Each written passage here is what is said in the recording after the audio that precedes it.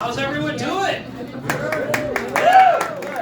So for Christmas, I got zoo passes to the Minnesota Zoo. Has anybody ever been to the Minnesota Zoo before? Yeah. So I had never been there before, but I'm going in there with my family. And for those of you that have not been to the Minnesota Zoo, when you first walk in, there's a giant bronze buffalo statue.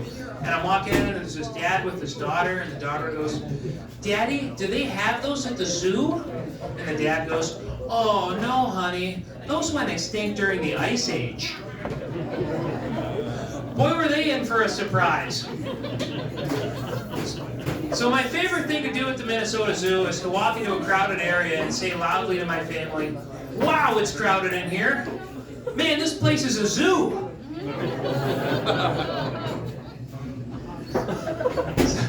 So I'm originally from Detroit, just outside of Detroit, and my hometown has their own zoo as well. Only it's a petting zoo. Only there's one dog. It's a Shih Tzu. You know, in my opinion, to call yourself a zoo, you need to have at least a grizzly bear and maybe a polar bear. It's the bare minimum. Say, did you all know if you put socks and shoes on a grizzly, it'll still have bare feet? So the last show I did this, had a guy in the front row leans over to his wife and goes, "These are unbearable." If you don't like animal puns, it's okay. I'm almost done with them. Bear with me.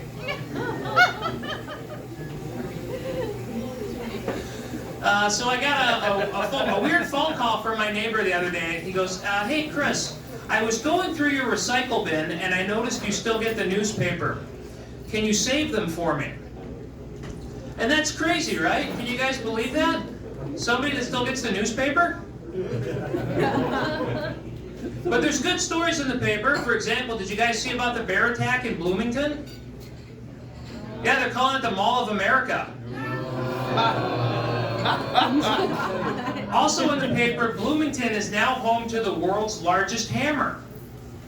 Yeah, they're calling it the Mall of America.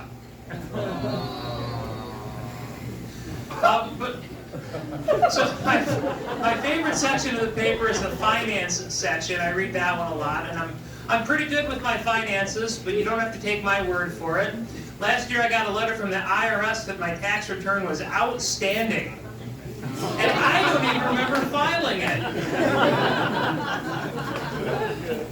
So I was reading in the finance section that the single best way to accumulate wealth is to skip the daily Starbucks. Skip the daily Starbucks, and that's how you accumulate wealth. And ladies and gentlemen, I have bought into this, and I am on track to being the next Elon Musk. I've only got 76 billion days to go. So a year ago when I was telling that joke, it was only 34 billion days to go.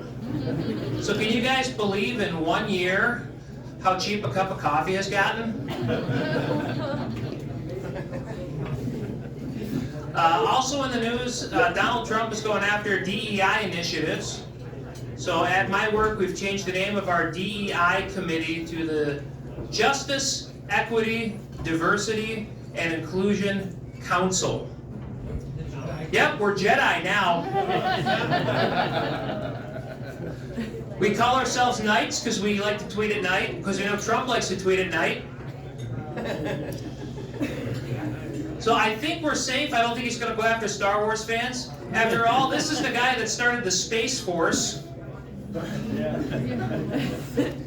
But if he does strike us down, true Star Wars fans know, if you strike down a Jedi, we will become more powerful than you can possibly imagine. That's a movie quote for the non-nerds in the room. So I went to a new barber the other day, old-timey barber shop, cash-only kind of business. And I'm sitting in the barber's chair and he says to me, "You know, I can tell a lot about somebody by the way their hair grows. For example, if you've got a receding hairline, it means you're a thinker. And if you're balding on top, it means you're good looking." And so I was intrigued. I said, "So what does my hair say about me?" And he said, "This hair on this head, you think you're good looking.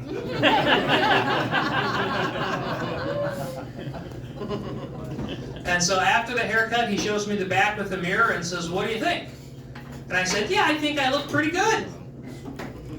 And the barber goes, you look different. And different is not what you want to hear from somebody whose job it is to make you look better.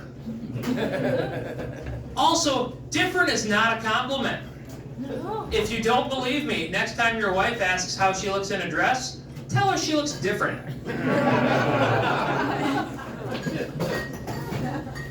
So I said to him, hey, you know, you can at least tell me I look good. And he goes, mister, you can take your gay stuff elsewhere. And that was the last time I asked another man for a compliment. All right. You guys are in for a treat tonight because in addition to comedy, I also do magic.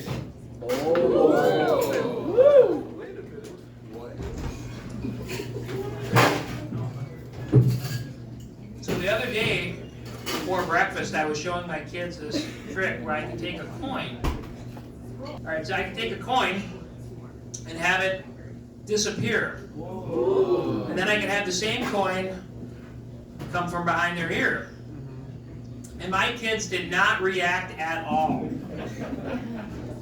I said, come on kids, this is an amazing trick, aren't you impressed?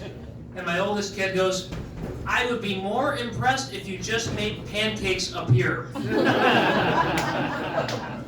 So for those of you that are wondering how that trick is done, I'm going to break a rule of magic and give you a little hint. Woo! Up my sleeve.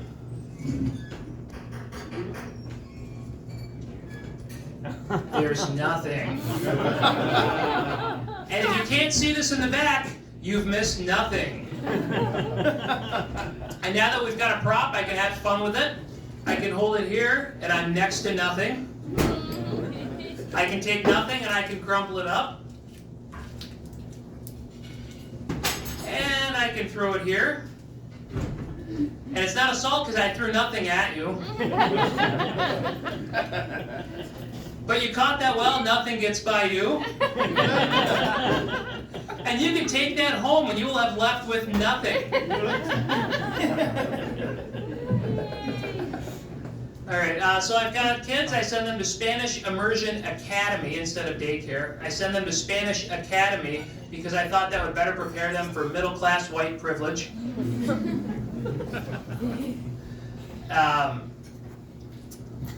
My kids' teachers don't speak any English, and I don't speak a lot of Spanish, but they do a great job taking care of my kids. And so I'm always telling them, mucho, mucho, mucho, because I know it means a lot to them.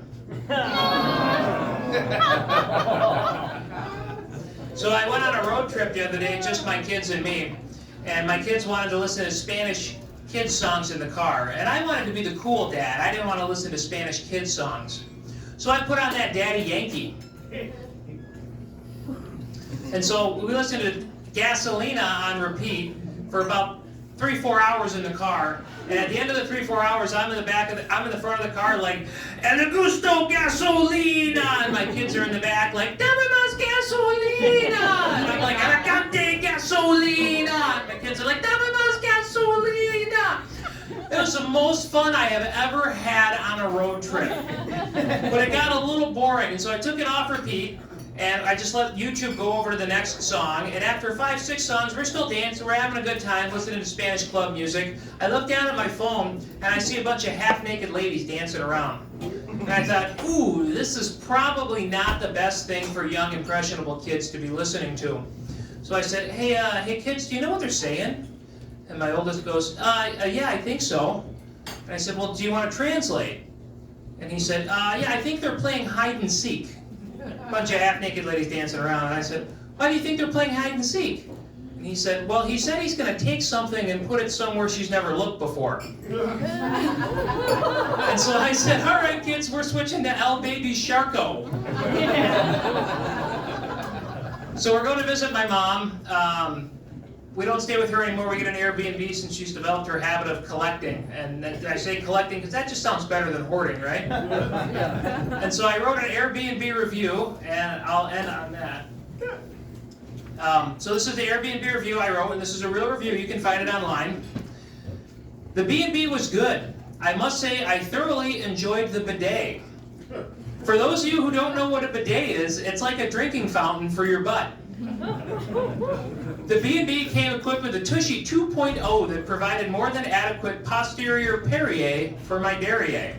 The aim of the booty blaster wasn't precise, but more of a spray and pray shot, so you must move around to get the full undercarriage tune-up.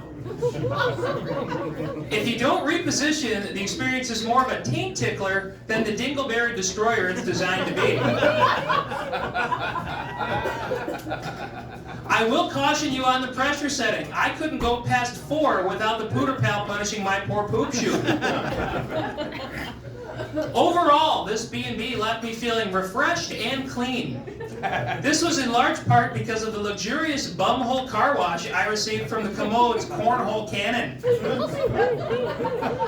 I highly recommend staying here for a good night's sleep and a shiny hiney. So an actual review, you can find that online, and the response from the owner. Chris, thank you for your unique review. We will address the issue and get it resolved. So if you guys like that, you can find me on all the social medias. I'm on YouTube, Twitter, Tinder, Instagram. Some of you are laughing, but I promote the hell out of my shows. So Rebecca, if you came, sorry I'm happily married, but thanks for buying the ticket.